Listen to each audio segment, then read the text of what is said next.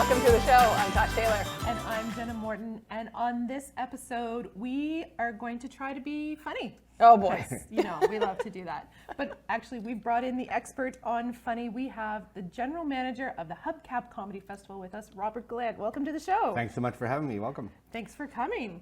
This is the first time we've had the opportunity to talk about Hubcap on this show, but this is the 23rd year? Correct. A long time. That is amazing. How many festivals and events like this exist for that long? That's incredible. There was a few that started in Moncton right around the same time. So the Atlantic National started then. The Seafood Festival started then. Seafood ended at around year 10, but we keep chugging along, getting bigger and bigger, and as we go. So it's been an amazing ride for sure from when I started. So yeah, and I think one of the things that I love best about this festival is the fact that it takes place in the dead of winter. On purpose. On purpose, yeah. Yeah, our founding fathers, Ken Kelly used to run downtown Moncton, not the journalist Ken Kelly, but Ken Kelly of downtown Moncton and Marshall Button and our past friend Mark Chouinard. They all kind of got this started that year, and the idea was there was so little going on in downtown Moncton that time of year. Christmas is over, everybody's getting their bills, they're not going out, so the bars and restaurants were struggling. So it just became this economic driver. And it's turned into the biggest non-televised festival in Canada for comedy. So it's really come a long way since they started it out with, you know, probably 10 or 12 shows. Now we're doing 40-ish shows a year. So that's yeah, incredible. Yeah. That actually was going to be my question, if you knew how many they started out with. And now you guys have branched off to Riverview and to Salisbury. How far out do we reach? We've added Shediac a few years ago. This year, our first time will be in Saint Antoine for one of the French shows during the festival. So it really is becoming a bit more of a Southeast New Brunswick festival, which is great. Like, some of those smaller communities, we were just talking about Salisbury, and we get 200 people to a show in Salisbury. Like, it's pretty phenomenal. People, they get the chance to go to something top quality, world-class comedy in their own hometown. It really builds our region for sure. Oh yeah, for sure. And speaking of building, one of the things that this festival has done has really built up the local comedy scene in terms of talent with the open mic contests. Yeah, each year since the start, we've had our open mic contest, and probably 6-7 years into it, it started out with English, and then we added the French open mic contest as well, as that way of helping to develop local talent. Because some people always say, like, oh, it's a Moncton festival, why aren't there more Moncton comedians in it? Well, there's not a whole lot to start with, but we have helped develop that, and there are a lot more. A lot of them will be emceeing and hosting our shows during this festival as they've come through. A lot of people who won our contest have gone on to full-time careers in comedy. So Julian Dion and Peter White, and there's different people that have really taken this and run with it. So it's really been good to see. Travis Lindsay won a few years ago. He now is a writer with the Cyrus 22 Minutes. Dan Hendricken has been doing great. Just so many people that have really, you know, this gave them that edge up. So often people call it the amateur contest. Some of them have been getting paid a little bit, but it's really that open mic concept of they need to get discovered a bit more. They need to have something behind their name that'll get them out in the community more. So that's been a big important thing for us as we help develop that throughout the years. So. And along with that local piece, you then pull in some of the top names across the country every year now. Yeah, we've always had this focus. It's not that we don't hire people from away, but we do. We're like 98% or more Canadian content. We have so many amazing headliner talents, and that's one of the things that you get spoiled with at Hubcap as well. A lot of times you go to a comedy club and it's like the new opener, then the middler, then your headliner. At Hubcap, it's headliner, headliner, headliner. You're getting 3 or 4 headline acts in every show that you go to. So really, we spoil our audiences. But that's one thing that was part of the mandate given to me when I started working with them 21 years ago now, was it's all about the quality. We have to, and that's how we've grown, because the fans have come along. Most of our revenue is from ticket sales. A lot of festivals rely so heavily on grants and sponsorships, which we need that as well. It helps us, you know, make ends meet. But 70% of our revenue comes from our fans, and not a lot of festivals can boast that ticket sales drive this. So if a sponsor falls off one year, you know, we have our fans still supporting us and buying tickets. So it's a really unique festival. I work on a lot of different ones, and this one really, that's a proud thing for me, is that it's so much driven by our fans. When it comes to discovering the acts or who you're bringing to town, what goes into that? Well, in the early years, I knew how to run an event, but I had no idea about the comedy industry. So it was a lot of phone calls and please come to my festival. But that's changed so much over the years. Now we really, I get like 100 pitches a year, like, because the comics that come here love it. We treat them like gold. They all want to come back and they tell all their friends about it. So now I've got 100 people and we can only bring in about, on the English side, let's say 15, 16, depending on the year. So now it's like, okay, how do we whittle it down? So thankfully I have a steering committee that helps with that. So I do the short list, I'll bring it down to probably double what we need for the year. And then the committee gets together, watches our selections and picks who they think will fit best in the Moncton or the New Brunswick market. If it was just my choice, it'd be a very dark festival. I kind of tend towards the dark and dirty a little bit more, but definitely we need to have stuff that's going to appeal to so many different people. My job is that if you go to a show, you'll have loved 2 out of the 3. And the third one wasn't that they were bad, it's just maybe not your personal preference in comedy. So we have to have really varied content to bring in different styles, different types of things. So we really work hard on how we vet who's coming in and how we program our shows. So sometimes it's by videotape. Back in the old days it was VHS, but now it's so much of it's video, but we also try to get out across the country as much as we can. So we'll plan 2 or 3 trips a year, whether it's Just for Laughs or the Winnipeg Festival, or even I'll just go drop in on Alberta and just do open mic nights for people that want to come to Moncton. So I'll have locals help me organize it and get people on the shows. Because there's nothing better than seeing somebody live, seeing how they react to the audience, seeing how they can shift gears. If stuff's going sideways, do they only have 30 minutes, period? Or do they have enough in the vault that's like, that went south, now I got to move this direction, right? So, like at Moncton, mostly they're doing 30-minute sets. Okay. But if you only have exactly 30 and you can't shift gears, it might be a rough night for you, right? So we try to be careful who we bring in that they can adjust and adapt to an audience as well. Do you heckle? I don't. When you're doing I'm not allowed. But while you're out and about and scouting, do you kind of put the pressure on? I don't know if I could. You know what? Putting the pressure on, sometimes when you go scouting, they want to put you in like, oh, I saved you the best seat. They put you right up front, and I'm like, no. That's going to kill their act. Like, I need to be in the back dark corner. Give me a candle or something to write my judgy notes. And never ask me after the show how you did. If I thought you did really well, I'll probably have a side conversation with you. But yeah, you don't always want the raw, immediate feedback of somebody who's scouting. That like just, if they contact you soon thereafter or even the night of, then you did okay. Otherwise. But I've seen people that I knew were going somewhere, but they only had 15. Like I was at the Canadian Comedy Awards one year, and I saw this guy performing, and I was like, wow, I got to see him in 2 years. So sometimes it's not about they're coming to the festival this year. Sometimes you see them in the developmental stage, but they really, you see a light, a spark with them that they're going to go somewhere. So you got to take that time to, keep asking people, like, how are they doing? Are they progressing? And then try to see them again live, and then you get to bring them in later on. So sometimes it's just that progression. But if I wasn't going out and scouting live, I would never have seen some of those acts because nobody was going to pitch them to me at that time. Right. Yeah. Can you talk a little bit more about that kind of that development you've seen, whether it's in the local acts or some of the national ones that you've had come over the years? What have you seen happening in Canadian comedy in 20 plus years?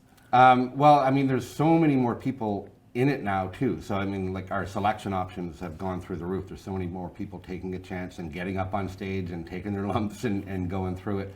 So there is a lot more people to select from, which is good and it's bad. So we always try to make sure we have a good mix of new people and some returning favorites. So some people like Derek Sagan, Tim Nutt, and some people that come back every 2 or 3 years because I know they're constantly writing. So they're going to come back with new material.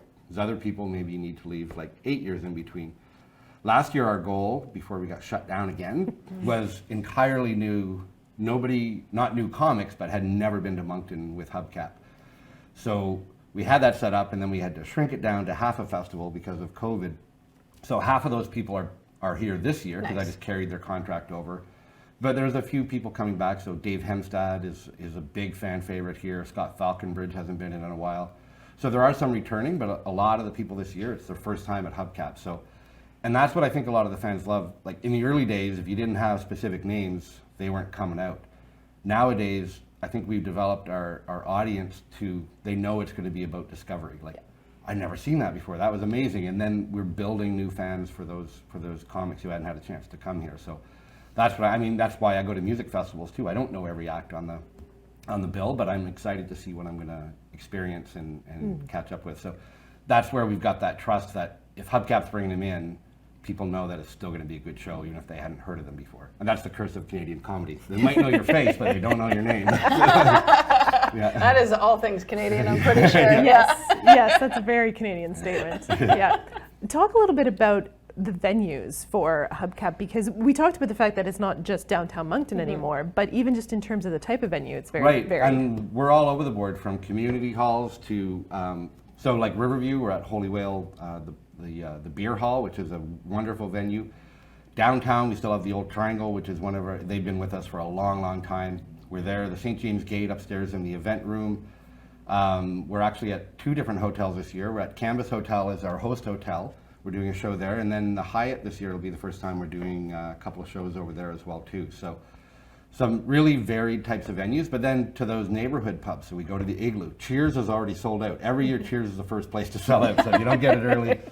But those outlying, then we go to Dieppe, and we're at Flying Boats Brewing, and we're at St. James Gate, Fox Creek.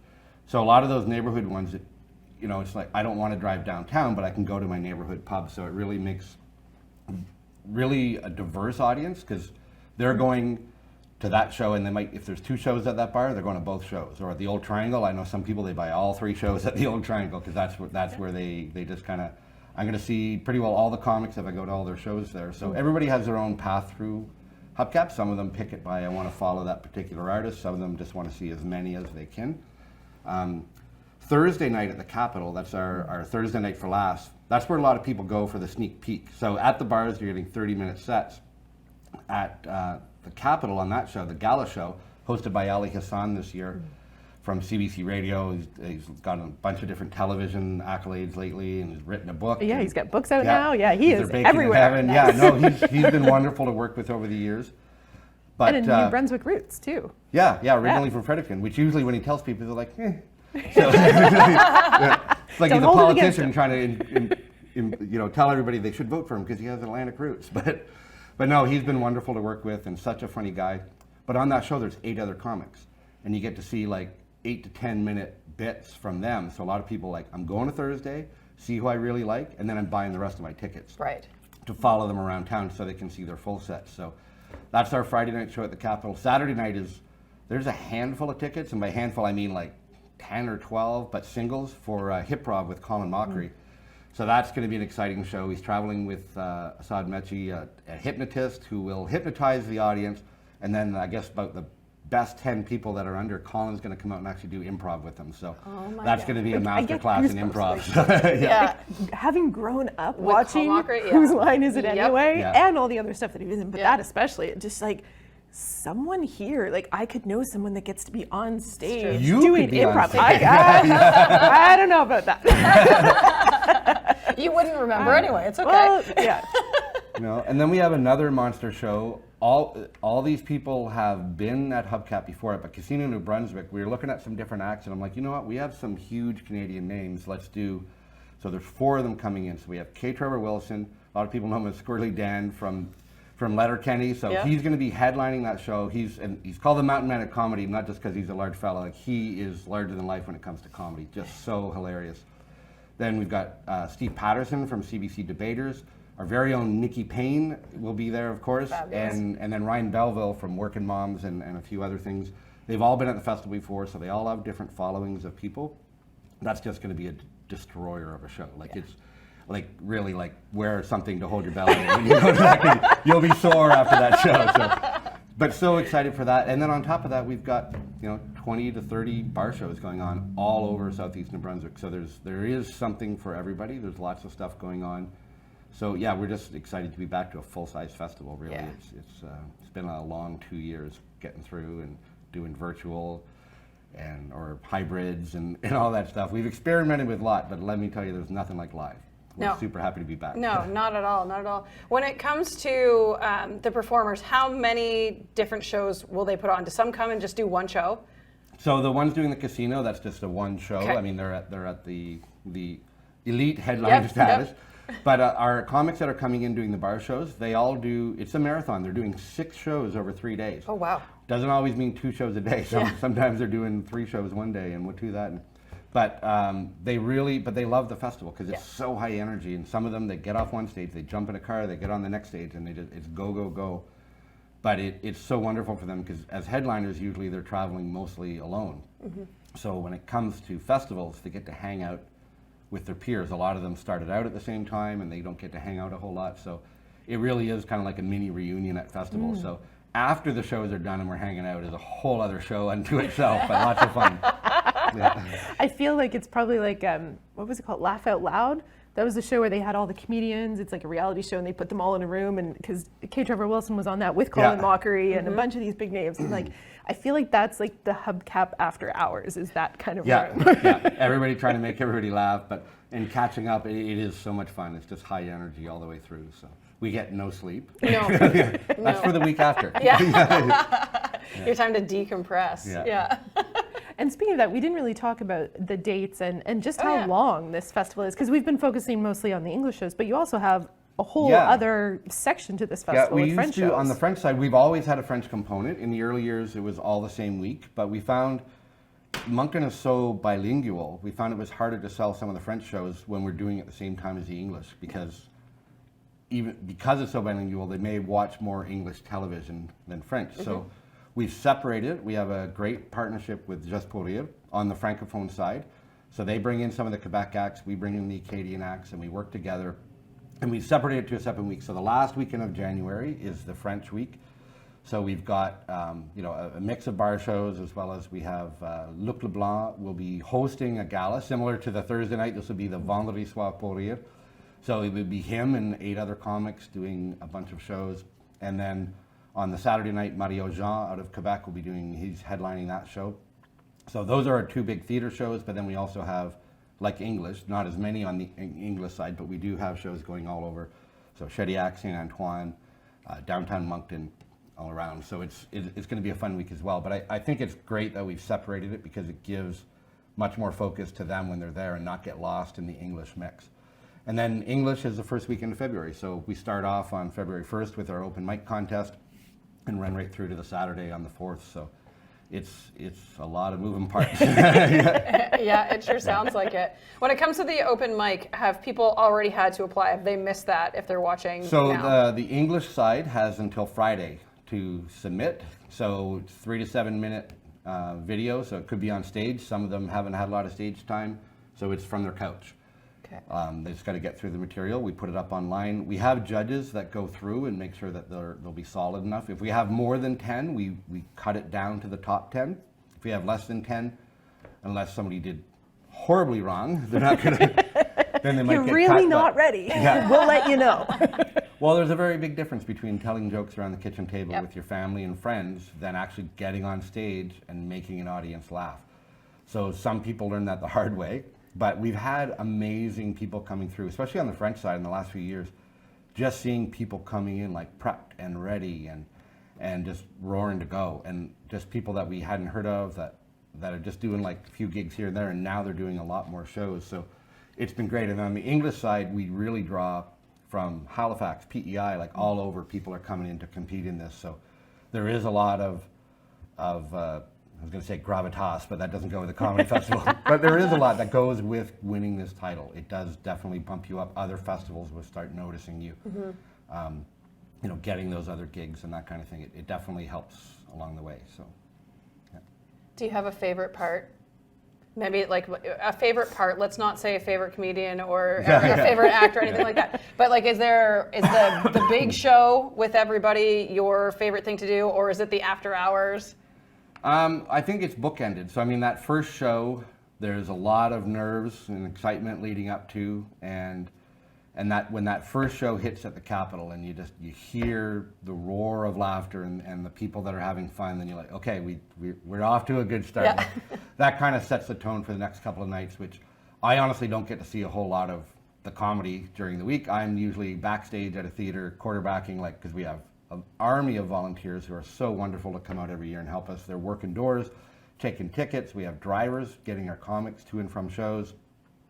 So I'm often just quarterbacking and troubleshooting and get to catch a little bit of a set here or there. So so after hours, just hanging out and getting to know some of the comics. Some of them I know well, some of them I'm just meeting. So getting a chance to have those conversations and develop relationships. Because in the end, that's what it's all about here, is those relationships, and how do we keep building a festival that everybody like is dying to get to as a performer. Like, you know, they want to be here, and so it's an envious position to be in where, you know, it's unfortunately we got to say no to a bunch of people. Like, okay, maybe next year. Well, that's it. Maybe not in the future, right? If it keeps growing and you come out of, like, you know, our end of New Brunswick, maybe you can make it an entire province thing. Yeah, there's been talks over the years, like, do we do some offshoot shows? The hard part is on the same weekend, like, we'd have to have mini teams then going to those other places. But what we have done in previous years, sometimes we'll tour right before, or we'll tour right after with a little bit of a best of the fest show. We've done that in the past. We've gone to Pickle County, or we've gone to PEI and done a little mini festival, like kept, you know, a smaller amount over to the next week. So we have done a little bit of that. So nothing saying we wouldn't do it in the future. Right now, it's just rebuild out of COVID. That's exactly, yeah. Well, and there's such, like you said, there's such that interesting feel to it of going out into the small communities and having it such a community-based thing. Getting too big would be almost, taking away from that. Yeah, and I mean, the size we got to was low and slow. Like, we look at, can we add 1 or 2 shows each year? In fact, this year, coming out of post-COVID, we've actually scaled it back to probably 2018 size. Because 2018, 19, 20, because we got 20 in right before COVID hit. We were just getting bigger and bigger, and we were selling everything out. And I've seen a little hesitation from last year. So now we're like, let's just bring it back a little bit. I'd rather have to turn people away than have half full audiences, right? So we did scale it back a little bit this year. Hopefully that works. It's also been really slow getting going. A lot of our regular bars and restaurant partners have been a little bit slower getting back to us because they're all struggling with staffing. Yeah. So they're like, can I do 1 show? Can I do 2? They're trying to figure out their scheduling and everything. So it did put us on sale a little bit late, but fully understandable. Like, everybody's still trying to figure out this new world, right? So, yeah. Isn't that the truth? So if people are listening and watching and are going, oh my goodness, I have to get in on this, how do they get tickets? So hubcapcomedyfestival.ca, check out the website. There's a schedule and ticket page or if you want a particular venue, you're just going to go to on the venue page and say, okay, what does Old Triangle have? All their shows are listed. Or go to Holy Whale, all their shows are listed, and you can just buy your tickets right there. So we have our own box office for that stuff, so it works pretty slick. We'll scan you in when you get there. We'll also, this week we have our printed tickets.